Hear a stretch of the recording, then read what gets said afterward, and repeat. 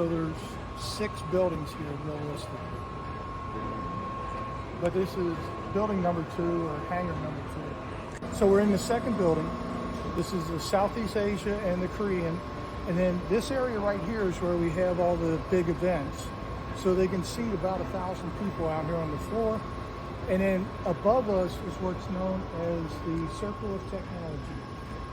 So they have aircraft all the way from one of the Wright Flyers up to some of our current drones that are out there now. Newest exhibits we have, and it's actually not in just one building, but it's throughout all of them, is Women in Aviation. In the corner there you see the F-22. It's one of the current platforms that they're flying. Back in the 4th building, we actually have the YF-23. That's the aircraft that lost to the F-22. So this was the Berlin area. And one of my favorite stories right down here, Hal Harrison, he was known as the candy bomber. So he saw all the kids gathering at the fence at the end of the runway. And so he made little parachutes out of handkerchiefs, and he would drop candy using these little parachutes. And so the kids would see him coming and everything, and they all get excited. He'd drop out his candy. He got called into his commanding officer's office, thought he was in trouble. The commanding officer wanted to know how can we help. So all of them started doing it. This is all the aircraft that where we would do the spying, where we would do the reconnaissance and staging of our power to try to keep them from coming after us. So again, this is all the aircraft. You can see we got all the stealth over here. That's the B-2 bomber. Wow, it's amazing. That one was actually one of the test dummies when they were designing and building it. That one, if you look underneath the right wing, you'll see that it was broken. So they were testing it to see how much it could be bent before it would break. So they could then calculate how many G's they could do in a turn.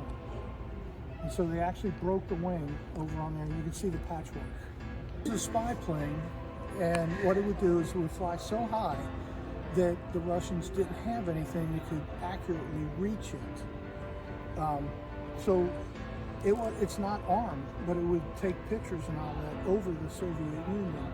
Well, it turns out that by accident, the Soviets actually did shoot one down, and one of our pilots got captured. But that's the U-2 spy plane, and it still flies today. Mr. Hanna, so tell me how many planes we have here? Well, we have here on display around 360 aircraft. 360? About 360. On display? Yes. However, we have over 1,000 because we also have 38 satellite museums. So this is the National Museum. Everybody else kind of answers to us. So all the Air Force assets that you see at like VFWs and all that, it's owned by the museum. World's largest and oldest military aviation museum in the world. So there's other military museums that may be bigger than us, but we're the biggest military aviation museum. So I told you we do the video production, like we're doing the Read Across America. We also do video production for the Air Force Junior ROTC. So they have, for the freshmen, it's Air Science 100 book. So we have done videos, we've done 17 of them that supplement the AS 100 textbook for the Air Force Junior ROTC. But right over here, we also have an introduction to becoming a pilot program. So Mark does the video production, but he's also one of my instructors for the intro pilot. And teaching this actually inspired him to go back and renew his pilot's license. So it had been like 40 years since he last flew, but now he's got a new pilot's license. He goes up like every other week. I actually went flying with him about 2 or 3 months ago, and we flew up to by Putin Bay. We flew up there. So it was a really interesting flight. I really enjoyed hearing him do everything that we teach in this classroom. And the adults, that they all look up and go, wow. So, like, wow. Yeah. So this is our missile gallery. And we even have, because we were actually beaten to the space race, We have a mock-up of Sputnik over there, the Russian satellite.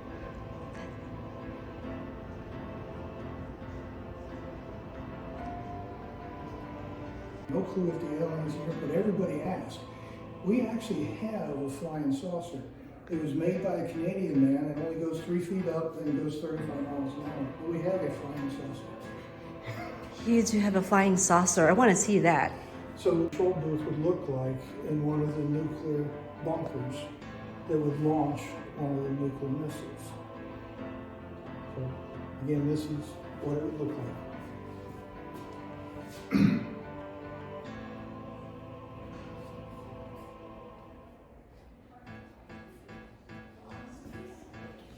Practice everything they were going to do in the shuttle.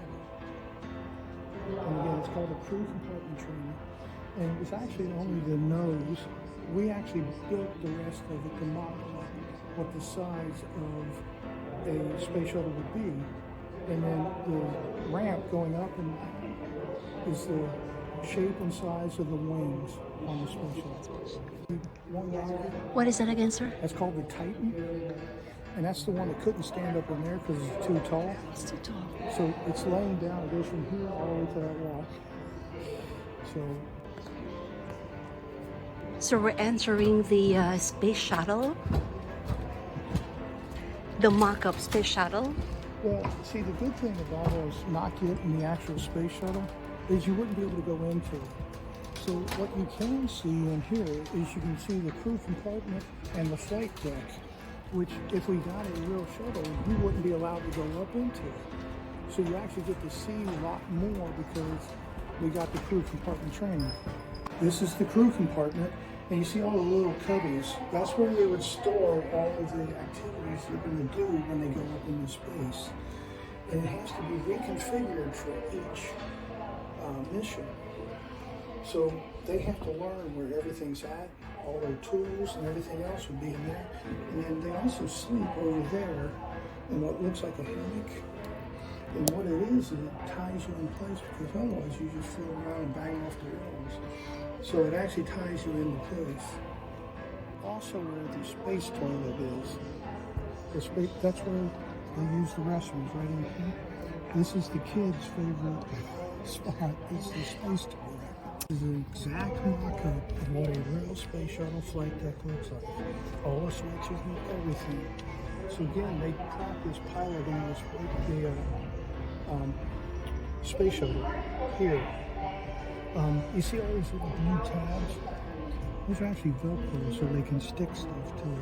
Oh, that's the Velcro. Yeah, so they got Velcro everywhere, so they can put their tools, put their notepad, put their pen.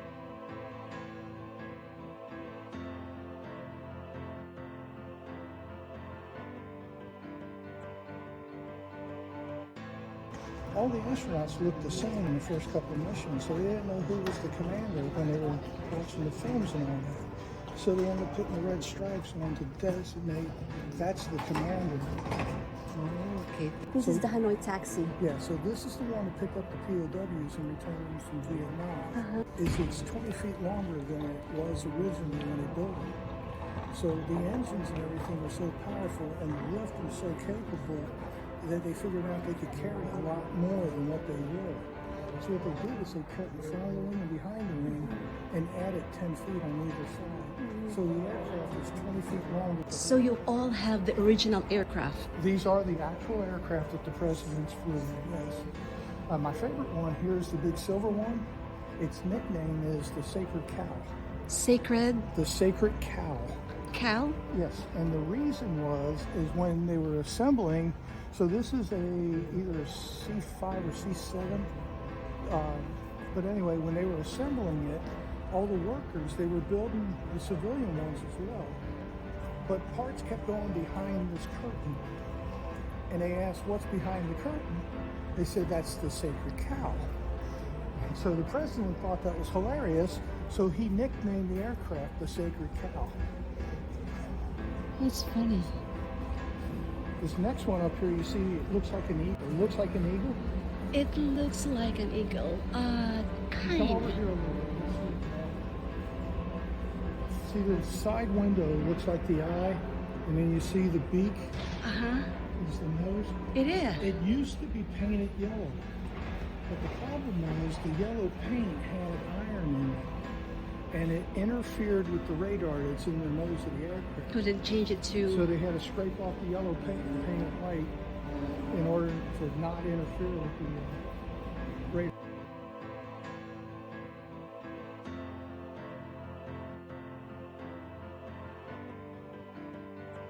This is one of my favorites, made out of Legos. You can see it's 2 9. Legos. That's a Lego model. What you're seeing over here, these plastic boxes, is actually an airman came up with an idea and actually came up with it, and we got a mock-up of it. He literally drew it on a napkin.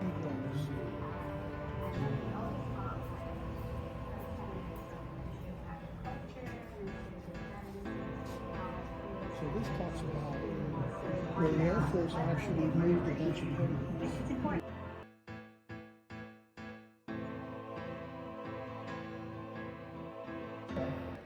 They had this huge camera that would kick out little canisters of film.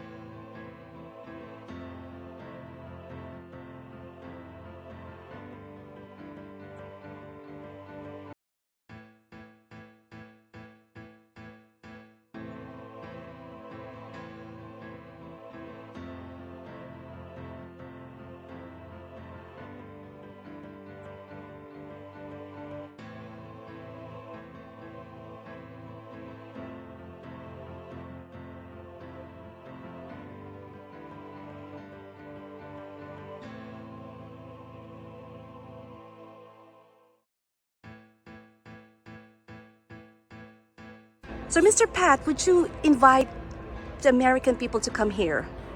Well, yes, but we have international people come here. So when you walk around, you'll hear 6 or 7 different languages every day. My favorite is we actually have a group of Buddhist monks that love to come here. They're in their orange robes. They're here like once a month. So we get them from all over the world. So it's not just Americans that come here, but all over the world they like to come visit.